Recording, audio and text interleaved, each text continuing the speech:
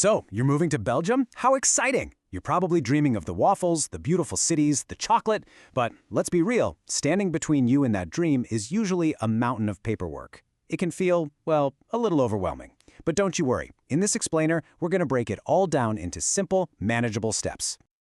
Okay, so this is our guide for today. I want you to think of this not as some scary, complicated chart, but as your personal roadmap. It literally lays out the entire journey, from the moment you arrive to the moment you are completely settled in. We're going to walk through it together, slide by slide, and turn this detailed plan into a nice and simple checklist. All right, Section 1, the arrival trio. You've just landed, and there are three main things you need to do right away. The trick is, they're all interconnected. Think of it like a mini quest you've got to complete to unlock everything else that comes after. Specifically, you need to sign an apartment lease, open a Belgian bank account, and sign up for health insurance, which is called a mutuelle. But here's the crucial part. You can't just do these in any old order. To open that bank account, they're going to ask you for proof of residency, and guess what that is? Yep, your signed apartment lease. So your absolute #1 mission is to find a place to live. That lease is the key that unlocks everything else. All right, Section 2, making it official. With your lease in hand and your bank account all sorted, you are ready for the big one, registering at your local town hall or commune. This is what makes your residency truly official. This timeline lays out the path to getting your EID really clearly. First up, schedule an appointment at your new commune. You'll go in person to register, and then comes this kind of unique Belgian step. A police officer will actually visit your home just to confirm your address. Once that's all done, you'll head back to the commune to pick up your official electronic ID card, or EID, which is your proof of residency. So while you're waiting for your EID, you can get a few other key tasks out of the way. You can get yourself a permanent cell phone plan, give your new bank details to your employer so you can get paid, and, this is an important one, report any foreign bank accounts to the National Bank of Belgium, or NBB. These are really the final steps to getting your life fully up and running.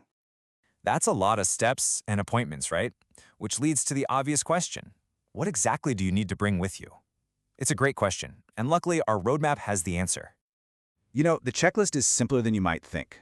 For most of these steps, you'll need 4 core documents: your passport, your work contract, evidence of legal residency like a visa, and that super important signed apartment lease. Seriously, keep these all together in one folder. They're going to be your best friends for the first few weeks. Okay, Section 3, your essential toolkit. Knowing the steps is one thing, but knowing who to actually call is another. This section is your toolkit, with specific names and resources to get you started on the right foot. This slide gives you some real, concrete options. For banks, you've got major ones like KBC, BNP Paribas, ING, or Belfius. For mobile phone companies, there's Orange, Proximus, or Mobile Vikings. And for your health insurance, Mutuelle, you can choose from providers like Mutuelle Socialiste or Partnermut. This should really help take the guesswork out of your search. And for that all-important first mission of finding an apartment, the go-to resource is ImmoWeb BE. And here's a little pro tip from our source. Be prepared for a security deposit of 2 months' rent. But this isn't paid directly to the landlord. Instead, it's held in a special locked bank account that you and your landlord set up together. And just like that, we're at Section 4, the finish line. We've turned that complex-looking flowchart into a clear, step-by-step plan that you can actually follow.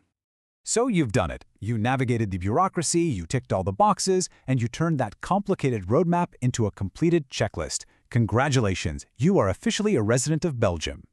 Which leaves us with one final and much more fun question. Now that all the paperwork is behind you and your new life is ready to begin, what's the first Belgian adventure you're going to have? Enjoy it.